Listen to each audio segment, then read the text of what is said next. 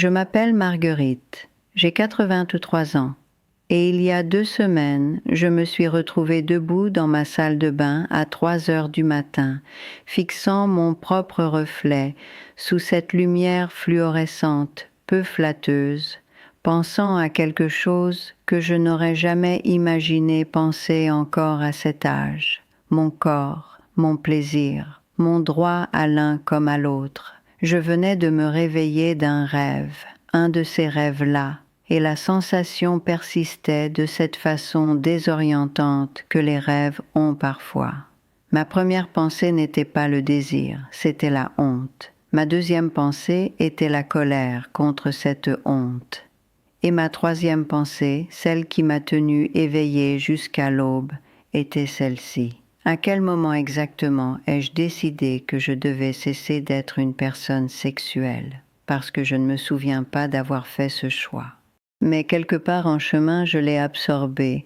Nous le faisons tous. Il y a cette croyance silencieuse et omniprésente qu'après un certain âge, 70, 80, peut-être plus tôt, la sexualité est censée disparaître poliment. Que vouloir le toucher, vouloir la libération, vouloir le plaisir dans sa propre peau devient inapproprié, inconvenant, quelque chose à cacher. J'ai passé des décennies à croire cela, et je suis ici pour vous dire j'avais tort. Mais je suis aussi ici pour vous dire 9 choses que j'aurais aimé que quelqu'un me dise il y a des années. Pas des conseils, pas des leçons, juste des vérités sur lesquelles j'ai trébuché, parfois douloureusement, sur ce que signifie vraiment vivre dans un corps vieillissant qui désire encore des choses. Certaines de ces vérités sont inconfortables. Certaines, personne n'en parle. Et certaines pourraient changer la façon dont vous vous voyez vous-même. C'était un jeudi après-midi en mai quand j'ai réalisé pour la première fois que mon corps m'avait trahi. J'avais 71 ans. Richard était parti depuis 3 ans déjà, et la maison s'était installée dans une sorte de silence permanent. Je m'y étais habituée. Le silence, la solitude, l'absence du souffle d'une autre personne dans la pièce d'à côté. Ce à quoi je ne m'étais pas habituée, c'était l'absence de toucher. Pas seulement le sexe, le toucher, l'effleurement d'une main sur mon épaule, la chaleur de quelqu'un assis tout près, l'intimité désinvolte d'un autre corps se déplaçant dans l'espace près du mien. Je ne pensais pas que ça me manquait, jusqu'à ce qu'une nuit, allongée dans mon lit, je me sois touchée comme je le faisais autrefois, des années auparavant, pas par passion, par solitude, par désir de ressentir autre chose que l'engourdissement, et rien ne s'est passé. Je veux dire, techniquement, des choses se sont passées. Ma main bougeait, mon corps répondait, plus ou moins, mais la sensation, le plaisir dont je me souvenais, la libération que je cherchais, n'était pas là. C'était assourdi, distant, comme essayer d'entendre de la musique à travers un mur. J'ai réessayé la nuit suivante et la nuit d'après, chaque fois la même déconnexion terne, le même sentiment que mon corps avait discrètement, sans demander la permission, cessé d'être le mien. Je ne l'ai dit à personne. À qui l'aurais-je dit? Mes enfants? Absolument pas. Mon médecin? La pensée seule me faisait rougir. Alors j'ai fait ce que j'ai toujours fait quand quelque chose fait trop mal pour être nommé. Je l'ai ignoré. Je me suis dit que ça n'avait pas d'importance, que j'étais trop vieille pour ça de toute façon, que vouloir du plaisir à mon âge était vaniteux ou stupide ou pire, pathétique. Je me suis dit que je devrais être reconnaissante d'avoir eu un corps qui fonctionnait aussi longtemps. Et pendant 2 ans, j'y ai cru. La première chose s'est produite un mardi. J'avais 73 ans, assise dans le cabinet du docteur Mercier pour un bilan de routine. Elle est plus jeune que ma fille cadette, ce qui me fait toujours me sentir étrange, comme si j'étais examinée par quelqu'un qui devrait encore me demander de l'aide pour ses devoirs. Elle a parcouru les questions habituelles. Tension artérielle, médicaments, sommeil, appétit. Puis elle a fait une pause, levé les yeux de son dossier et a demandé de cette voix soigneusement neutre que les médecins utilisent quand ils essaient de ne pas vous embarrasser. « Êtes-vous sexuellement active, Marguerite ?» J'ai senti mon visage devenir brûlant. « Non, ai-je dit rapidement, trop rapidement. » Elle a hoché la tête, fait une note et est passée à autre chose. Mais je suis restée là, les mains crispées sur mes genoux, et j'ai pensé: pourquoi ai-je menti? Parce que je n'étais pas sexuellement active avec une autre personne, non. Mais j'étais occasionnellement, maladroitement, sans succès, en train d'essayer d'être sexuellement active avec moi-même. Et je venais d'effacer ça, de l'écarter, comme si ça ne comptait pas, comme si je ne comptais pas. Le docteur Mercier a terminé le rendez-vous, s'est levé pour partir, puis a hésité à la porte. « Marguerite, a-t-elle dit, si vous voulez un jour parler des changements dans ce domaine de votre vie, nous pouvons le faire.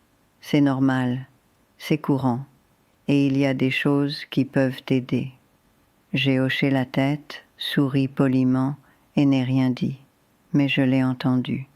Pour la première fois, j'ai entendu quelqu'un le dire à voix haute. C'est normal, pas honteux, pas pathétique, normal. Voici la première chose que j'aurais aimé savoir.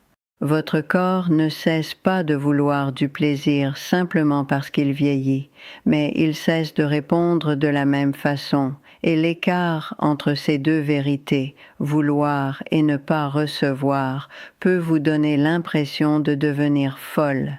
Après la ménopause, les œstrogènes chutent. Ce n'est une nouvelle pour personne, mais ce qu'on ne vous dit pas, ce que je n'ai pas compris avant de le vivre, c'est que cette chute n'affecte pas seulement la reproduction, elle affecte tout.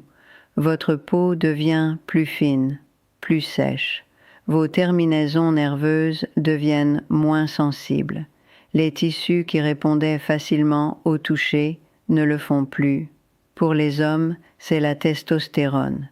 Le déclin est plus lent, mais tout aussi réel. Le désir peut encore être là, mais le corps ne suit pas. Les érections prennent plus de temps ou ne viennent pas du tout. L'orgasme, s'il arrive, semble assourdi, et personne ne vous prépare à quel point c'est désorientant. Parce que votre esprit se souvient encore de ce que le plaisir ressentait. Votre corps s'en souvient. Mais maintenant, il y a ce décalage, cette distance frustrante entre le souvenir et la réalité.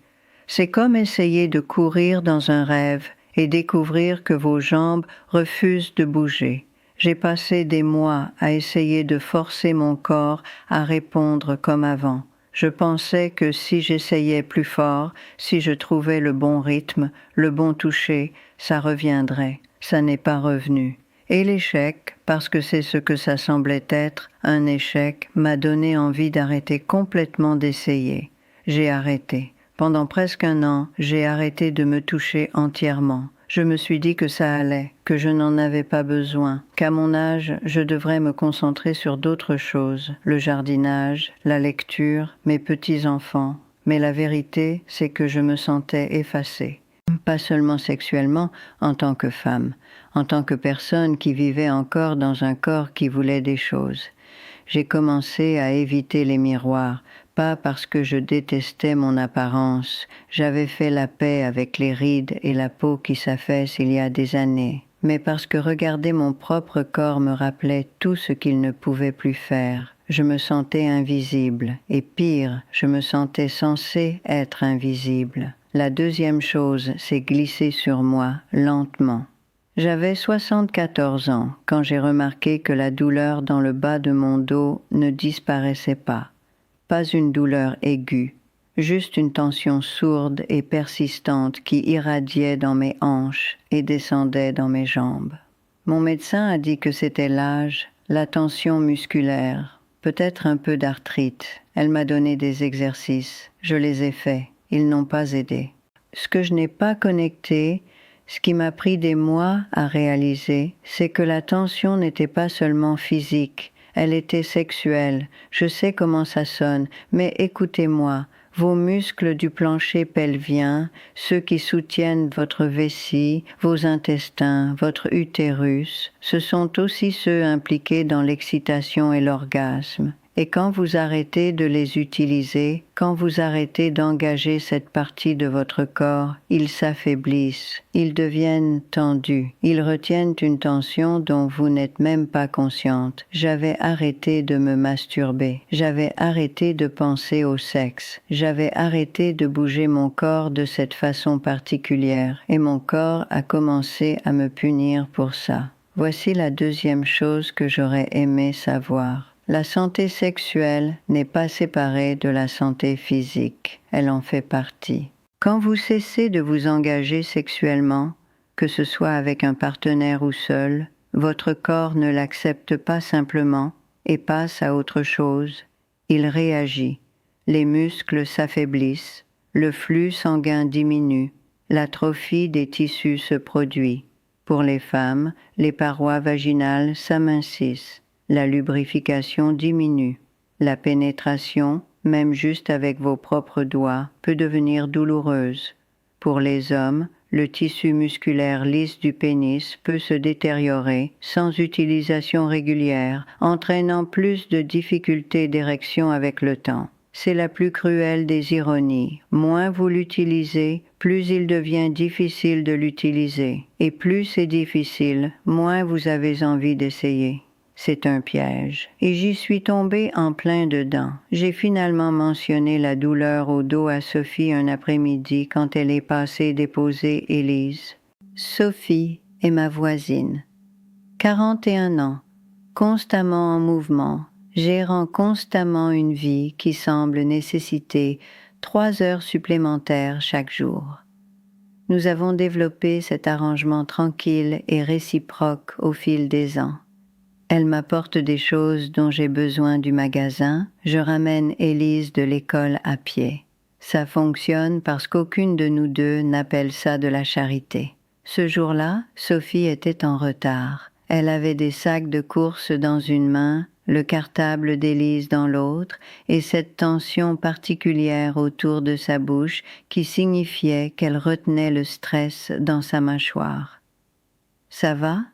ai-je demandé, plus par habitude que par attente. « Ça va », a-t-elle dit.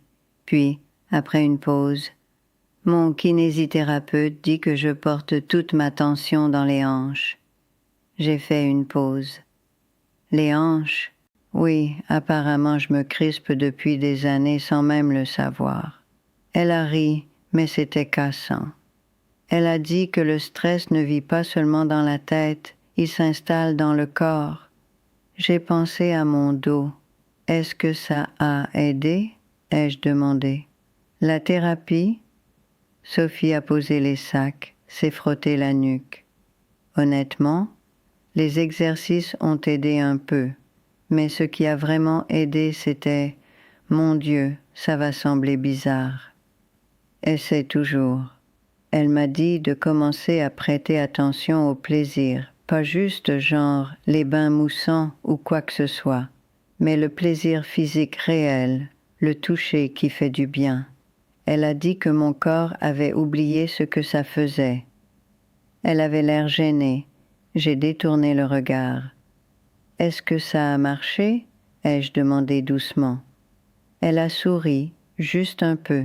« Oui, Marguerite, ça a marché. » Cette nuit-là, je suis restée allongée dans mon lit à penser à ce que Sophie avait dit.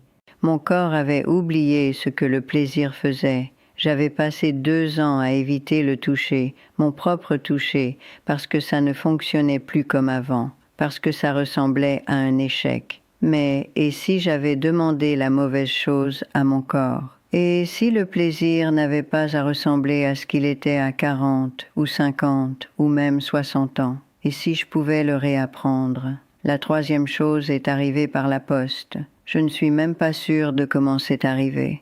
J'avais fait des recherches, vaguement, honteusement, dans des fenêtres de navigation privées que je fermais immédiatement, sur les moyens de gérer la sécheresse vaginale. La plupart des articles recommandaient des lubrifiants. Je n'avais jamais utilisé de lubrifiant avant. Dans mon mariage, nous ne parlions pas de ces choses-là. Si quelque chose ne fonctionnait pas, nous arrêtions simplement d'essayer. Mais j'en ai commandé un quand même. Un petit flacon discret sur un site qui promettait un emballage neutre. Quand il est arrivé, je l'ai fixé sur mon comptoir de cuisine pendant 3 jours avant de l'ouvrir. Quand je l'ai finalement fait, seule, porte verrouillée, ridiculement gênée, j'ai été choquée de voir à quel point ça changeait les choses. Pas tout, mais assez. La friction qui rendait le toucher inconfortable, voire douloureux, a disparu. La sensation est revenue, pas comme avant, mais quelque chose. Une étincelle, ce n'était pas transcendant, ce n'était même pas particulièrement satisfaisant, mais c'était quelque chose. Et pour la première fois depuis des années, j'ai ressenti un petit sentiment fragile de possibilité. Voici la 3e chose que j'aurais aimé savoir. Votre corps ne vous doit pas les mêmes réponses qu'il vous donnait il y a 20 ans. Mais ça ne veut pas dire qu'il ne peut rien vous donner. Le plaisir change. Il devient plus silencieux, plus subtil. Il demande de la patience, de l'attention et, c'est la partie que je détestais admettre, de l'aide. Le lubrifiant n'est pas un échec, c'est un outil. Les vibromasseurs ne sont pas embarrassants. Ce sont des technologies adaptées. Votre corps n'est pas cassé, il est juste plus vieux, et les corps plus vieux ont besoin de choses différentes. J'aurais aimé que quelqu'un me le dise plus tôt. J'aurais aimé le croire. Je vais m'arrêter ici pour l'instant, parce que je sais ce qui se passe si je continue sans faire de pause. Vous allez commencer à avoir l'impression que ça se termine, que je suis sur le point de vous donner une conclusion bien ficelée. Ce n'est pas le cas. Il y a 6 autres choses que je dois vous dire, et certaines sont plus difficiles que ces 3 premières, mais j'y arriverai. J'y arrive toujours. J'ai passé les 3 mois suivants à réapprendre mon corps. Pas comme je le connaissais à 30 ou 50 ou même 70 ans, comme il est maintenant. Ça semblait ridicule au début, clinique, comme de la kinésithérapie, mais plus solitaire. Je me réservais du temps. Les jeudis soirs, généralement, quand je savais que Sophie ne passerait pas et qu'Élise était à l'entraînement de foot. Je verrouillais la porte, tirais les rideaux et m'asseyais sur mon lit avec ce petit flacon de lubrifiant et une détermination qui semblait à parts égales pleine d'espoir et humiliante. Parfois ça fonctionnait, la plupart du temps non, mais j'ai continué d'essayer et quelque part dans ces semaines d'expérimentation maladroite, j'ai commencé à remarquer des choses que j'avais ratées avant. La 4e chose est arrivée une nuit où j'étais sur le point d'abandonner complètement. Ça faisait 20 minutes que j'essayais, plus longtemps que d'habitude, et rien ne se passait, pas d'inconfort, pas de plaisir, juste rien. Ma main était fatiguée, ma patience était épuisée, et j'étais sur le point d'arrêter, de me retourner et d'accepter que toute cette entreprise était inutile. Mais alors j'ai bougé, juste légèrement, ajusté le coussin derrière mon dos, laissé mes jambes s'écarter un peu plus, détendu mes épaules, et soudain c'était là. Pas un orgasme, pas même proche, mais une étincelle de sensation que je n'avais pas ressentie depuis des mois. Une chaleur, une réactivité. Ce n'était pas une question de toucher, c'était une question de position. Voici la 4e chose que j'aurais aimé savoir. Le vieillissement change ce que votre corps peut tolérer. L'arthrite, les douleurs articulaires, la faiblesse musculaire. Elles n'affectent pas seulement la marche ou le port de course, elles affectent le sexe. Pendant des années, j'avais essayé de me toucher de la façon dont je l'avais toujours fait, allongée à plat sur le dos, jambe droite, comme je le faisais quand Richard était vivant et que je m'occupais parfois des choses moi-même après qu'il s'était endormi. Mais mes hanches ne bougent plus de cette façon. Mon bas du dos fait mal si je reste complètement à plat trop longtemps. Mes genoux protestent si je les garde pliés à certains angles. Je me battais contre mon corps au lieu de l'écouter. Une fois que j'ai commencé à expérimenter avec les positions, caler des coussins sous mes hanches, laisser mes jambes s'écarter au lieu de les forcer ensemble, même m'asseoir légèrement, tout a changé. Pas dramatiquement, mais assez. Assez pour que je n'ai pas l'impression de me battre contre mon propre squelette juste pour ressentir quelque chose. J'ai commencé à prendre des notes. Je sais comment ça sonne. Une femme de 83 ans qui tient un journal sur la masturbation comme si c'était une expérience scientifique. Mais ça a aidé. J'écrivais ce qui fonctionnait, ce qui ne fonctionnait pas, ce qui faisait mal, ce qui faisait du bien, même juste un instant. Et au fil des semaines, j'ai remarqué des schémas. Les matins étaient mieux que les soirs, mon corps était moins raide, moins fatigué. S'asseoir en étant calé fonctionnait mieux que s'allonger. Une pression douce et constante fonctionnait mieux que tout ce qui était brusque ou pressé. Lentement, j'ai construit une sorte de carte, pas du corps que j'avais avant, de celui que j'ai maintenant. C'est à peu près à cette époque que j'ai commencé à écrire ce qui est finalement devenu mon livre. Je n'avais pas l'intention d'écrire un livre, j'étais juste en train d'enregistrer des choses, des pensées, des prises de conscience, de petites vérités sur lesquelles je n'arrêtais pas de trébucher et que j'aurais aimé que quelqu'un me dise des années plus tôt. Pas seulement sur le sexe, sur tout.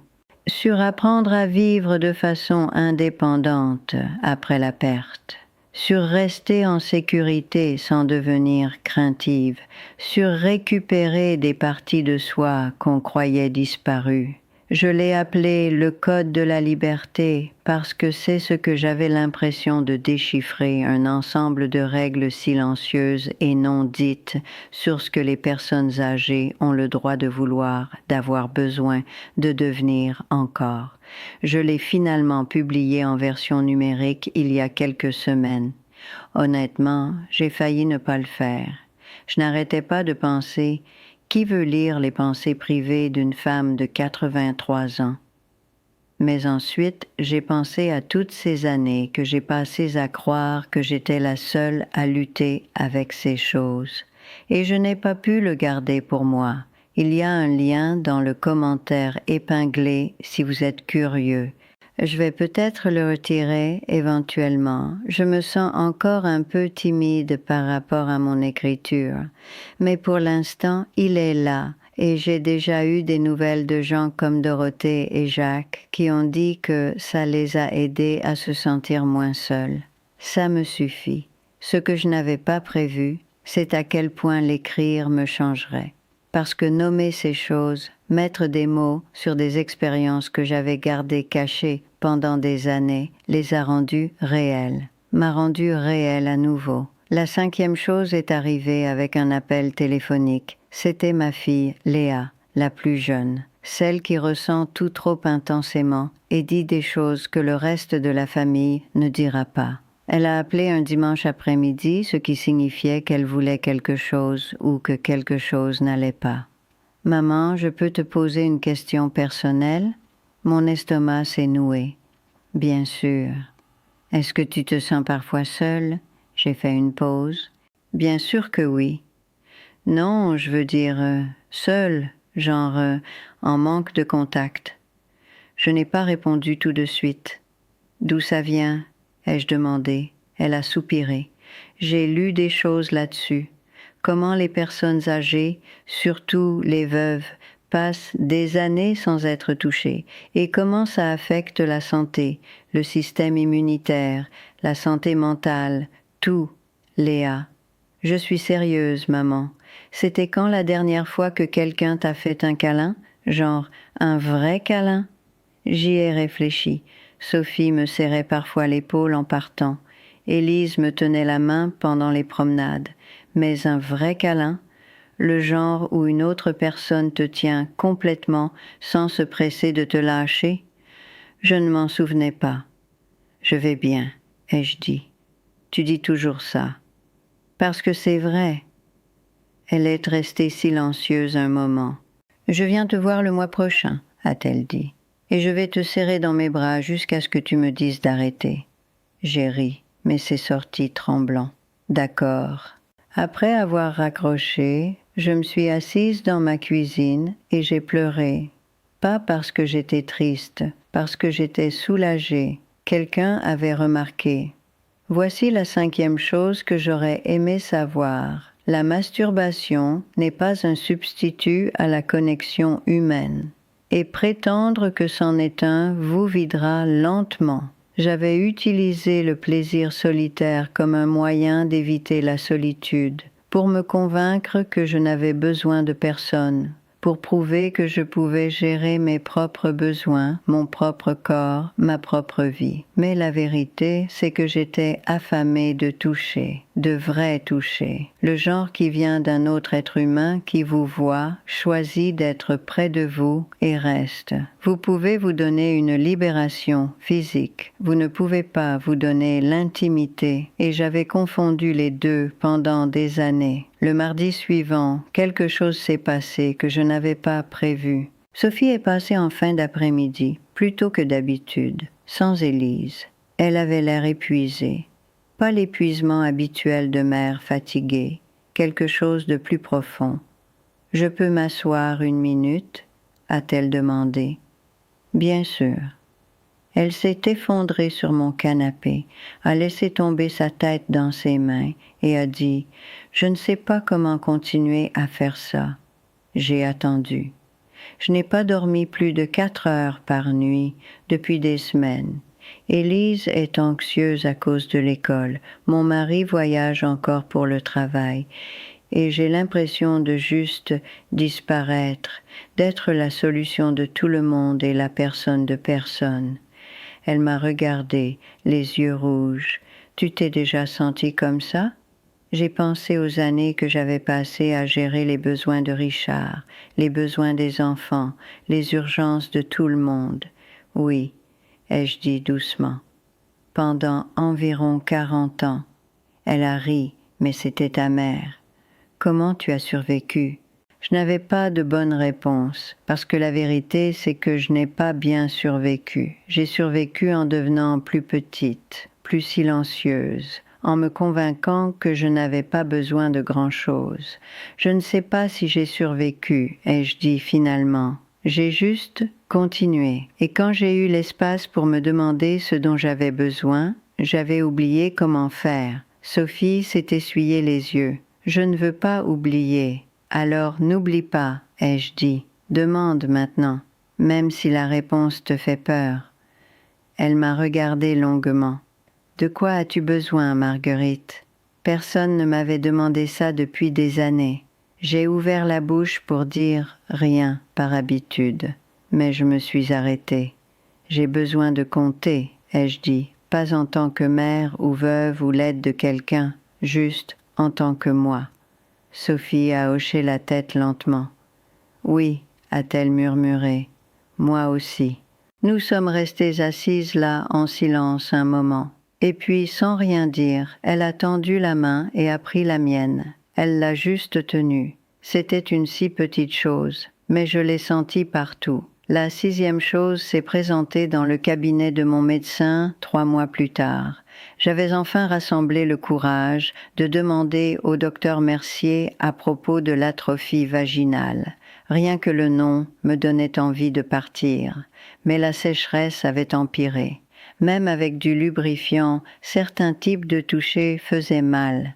Le docteur Mercier n'a pas bronché. « C'est incroyablement courant après la ménopause, a-t-elle dit. Les tissus s'amincissent, l'élasticité diminue, mais il existe des traitements. » Elle m'a parlé des crèmes hormonales, des hydratants vaginaux, même de la thérapie au laser. J'ai écouté, ressentant un mélange étrange de soulagement et de colère. Soulagement qu'il y ait des options, colère que personne ne m'en ait parlé plus tôt. « Pourquoi personne n'a mentionné ça avant ?»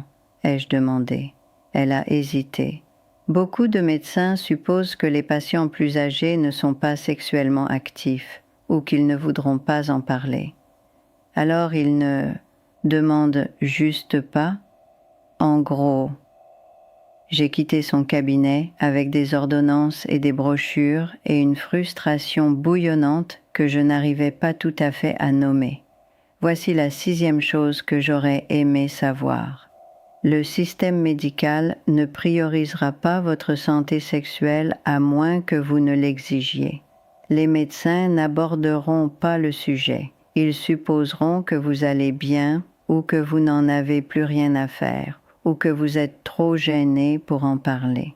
Et si vous ne défendez pas vos propres intérêts, vous souffrirez en silence alors que des solutions existent à 3 mètres de vous dans une pharmacie. J'ai commencé à utiliser la crème hormonale que le docteur Mercier avait prescrite. En 2 semaines, j'ai remarqué une différence. Pas un miracle, mais une amélioration.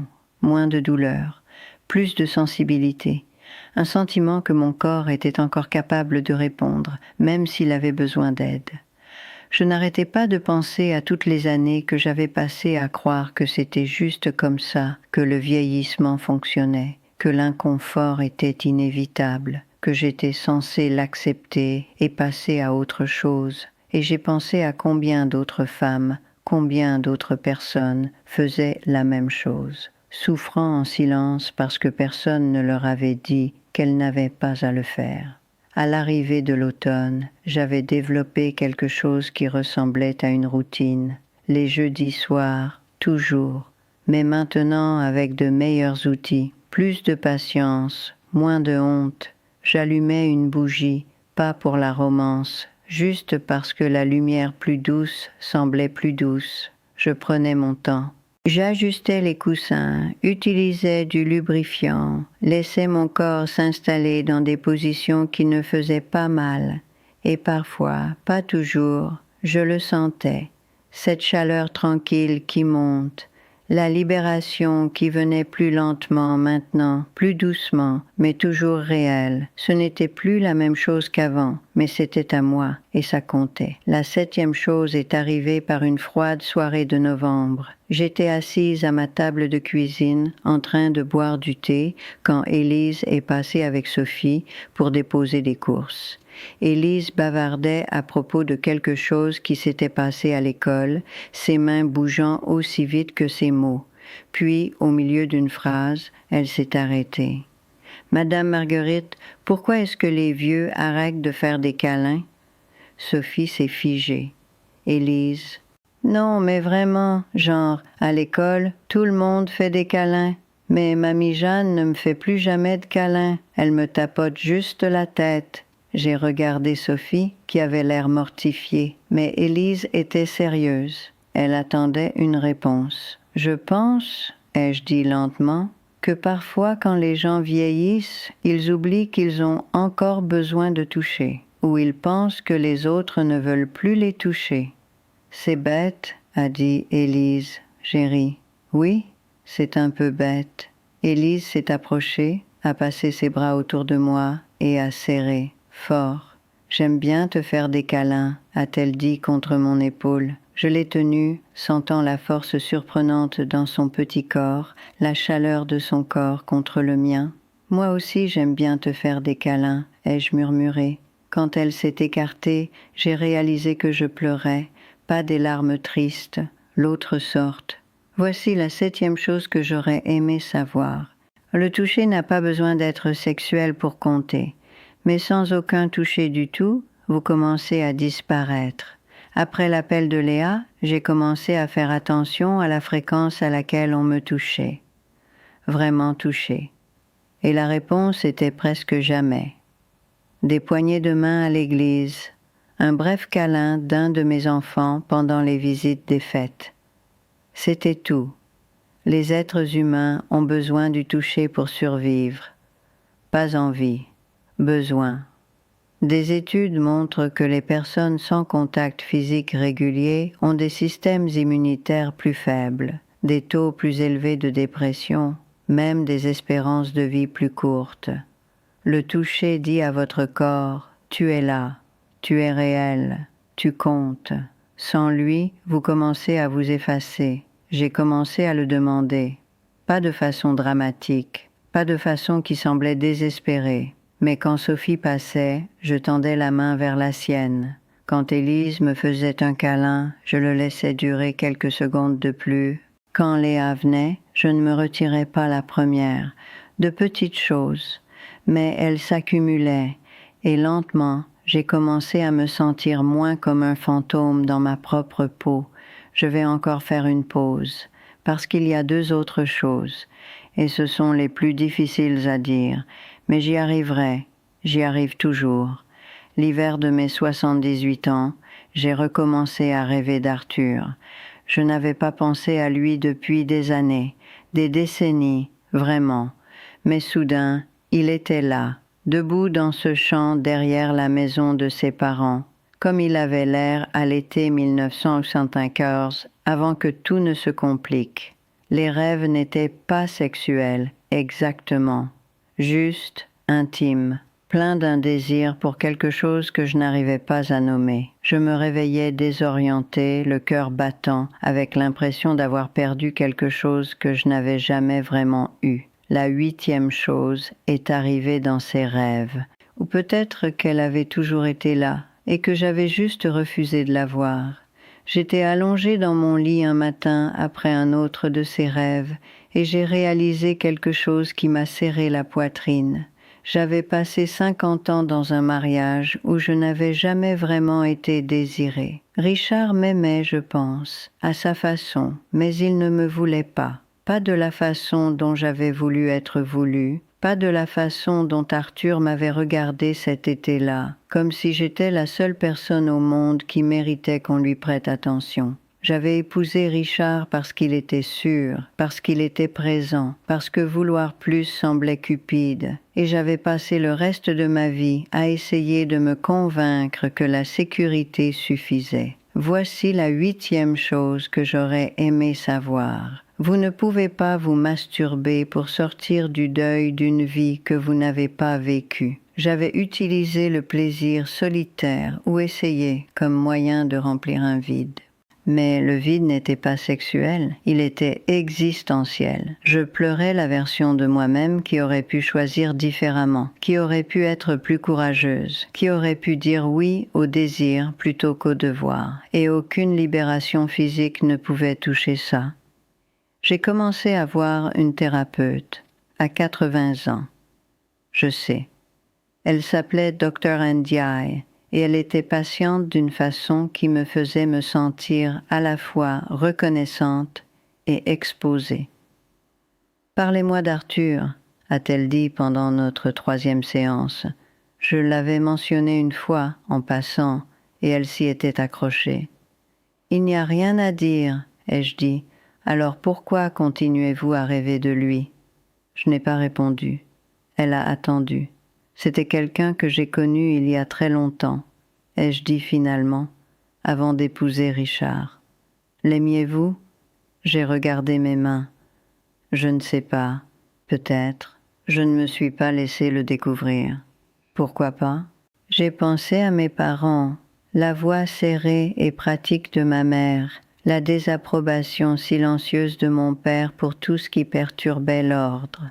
Parce qu'un amour comme ça semblait dangereux, ai-je dit. Ça semblait être une perte de contrôle. Dr. Ndiaye s'est légèrement penché en avant. Et maintenant ? Maintenant, j'ai 80 ans et je n'arrive pas à arrêter de me demander ce qui se serait passé si j'avais été assez courageuse pour perdre le contrôle. Elle n'a pas essayé de réparer ça. Elle a juste hoché la tête. C'est un poids lourd à porter, a-t-elle dit. Oui, ça l'était. Je veux être claire sur quelque chose. La thérapie n'a pas fait cesser les rêves. Elle n'a pas effacé mes regrets ni réécrit mon histoire. Mais elle m'a aidé à comprendre quelque chose de crucial. Le désir sexuel, à tout âge, concerne souvent plus que le corps. C'est une question d'être vivante, de sentir qu'on a encore le droit de vouloir des choses, de choisir des choses, de compter dans sa propre histoire. Pendant des années, j'avais cru que la masturbation n'était qu'un acte physique, une soupape de décompression, un moyen de gérer un besoin. Mais ça n'a jamais été que ça. C'était moi qui essayais de prouver que j'étais encore là, encore capable de ressentir, encore autorisé à exister en tant qu'être sexuel même si le monde avait décidé que je ne devais pas. Et la raison pour laquelle c'était si frustrant, si insatisfaisant, n'était pas parce que mon corps était cassé. C'était parce que j'essayais de résoudre un problème spirituel avec une solution physique. Un après-midi au début du printemps, Sophie est passée avec un air différent, plus légère en quelque sorte. Elle s'était coupé les cheveux courts, ce qu'elle menaçait de faire depuis des mois, et il y avait quelque chose dans sa posture qui semblait apaisée. « Tu as l'air bien », ai-je dit. Elle a souri. « Je me sens bien. J'ai commencé à voir quelqu'un, une thérapeute. »« Ah oui ?»« Oui. » Et elle m'a posé une question que personne ne m'avait jamais posée avant. « Quoi donc ?» Elle m'a demandé ce que je voulais que ma vie ressente, pas à quoi elle ressemble, ce qu'elle ressent. Sophie s'est assise à ma table de cuisine, a passé ses doigts dans ses nouveaux cheveux courts, et j'ai réalisé que je n'en avais aucune idée. J'ai passé tellement de temps à essayer de survivre chaque jour que j'avais oublié que j'ai le droit de vouloir qu'il ressente quelque chose de particulier. Je lui ai servi du thé. Qu'est-ce que tu lui as dit ? J'ai dit que je voulais me sentir moins comme si je me noyais. Et elle a dit, « D'accord, qu'est-ce que tu pourrais faire cette semaine qui te donnerait l'impression de remonter à la surface ?»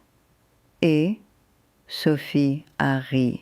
J'ai pris un bain, un vrai. J'ai fermé la porte à clé, dit à mon mari de s'occuper du coucher d'Élise, et je me suis juste assise là pendant 1 heure.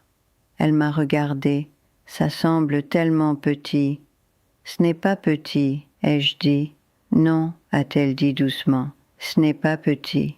La 9e chose est arrivée un dimanche de juin. J'avais 81 ans. Je travaillais avec Dr. Ndiaye depuis presque 3 ans à ce moment-là, et j'avais lentement, péniblement, commencé à démêler ma sexualité de ma honte. J'avais appris à utiliser mon corps sans attendre qu'il fasse des miracles. J'avais appris à demander du toucher quand j'en avais besoin. J'avais appris que le deuil et le plaisir pouvaient exister dans la même pièce sans se détruire mutuellement. Mais il y avait encore une chose que je n'avais pas faite. Je ne m'étais pas pardonné d'être resté, d'avoir choisi la sécurité. Pour toutes les années que j'avais passées à prétendre que je ne voulais pas plus. « Pourquoi avez-vous besoin de vous pardonner ?» a demandé Dr. Ndiaye. « Parce que j'ai gâché ma vie. » Est-ce le cas? Je suis restée dans un mariage qui me rendait invisible. J'ai ignoré mes propres besoins pendant 50 ans. J'ai laissé la peur prendre chaque décision importante. Elle est restée silencieuse un moment. Marguerite, vous avez aussi élevé 5 enfants. Vous avez survécu au deuil. Vous avez appris à vivre seule. Vous êtes assise ici, à 81 ans, en train de faire le travail émotionnel le plus difficile que la plupart des gens évitent toute leur vie. Mais vous auriez pu faire des choix différents, oui. Mais vous avez fait ce que vous avez fait avec les informations et le courage que vous aviez à l'époque. Vous ne pouvez pas vous punir éternellement de ne pas avoir été quelqu'un que vous n'étiez pas prête à être. J'ai senti quelque chose se fissurer dans ma poitrine. J'aurais juste aimé être plus courageuse, ai-je murmuré. Vous êtes courageuse maintenant, a-t-elle dit. Voici la 9e chose que j'aurais aimé savoir. Vous n'avez pas besoin de vous pardonner pour tout. Mais vous devez arrêter de vous punir d'être humaine. J'ai passé tant d'années à croire que ma honte sexuelle concernait mon corps, le vieillissement, les mécanismes du plaisir. Mais ça n'a jamais été question de ça. C'était la croyance que je ne méritais pas le plaisir parce que j'avais fait les mauvais choix, parce que je n'avais pas réussi à être la personne que je pensais devoir être. Et cette croyance profonde et toxique empoisonnait tout. Elle faisait du toucher une punition. Elle faisait du désir un échec. Elle faisait de mon propre corps la preuve de tout ce que j'avais fait de mal, et je ne pouvais rien guérir de tout ça tant que je n'arrêtais pas de me traiter comme une erreur.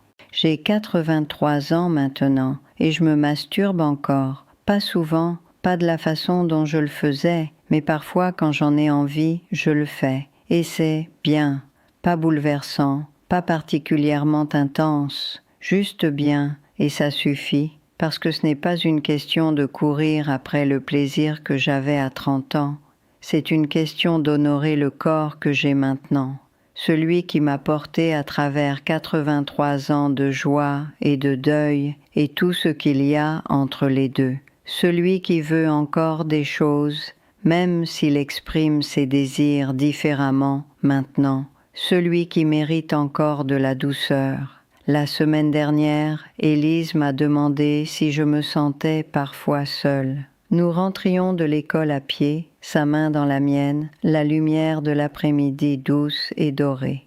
Parfois, ai-je dit, qu'est-ce que tu fais quand tu es seule? J'y ai réfléchi. Je reste avec ce sentiment, ai-je dit.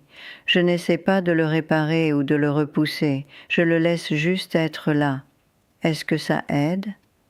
Un peu, et ensuite j'appelle quelqu'un, ou je vais me promener, ou je fais quelque chose qui me rappelle que je suis encore là. Elle m'a serré la main.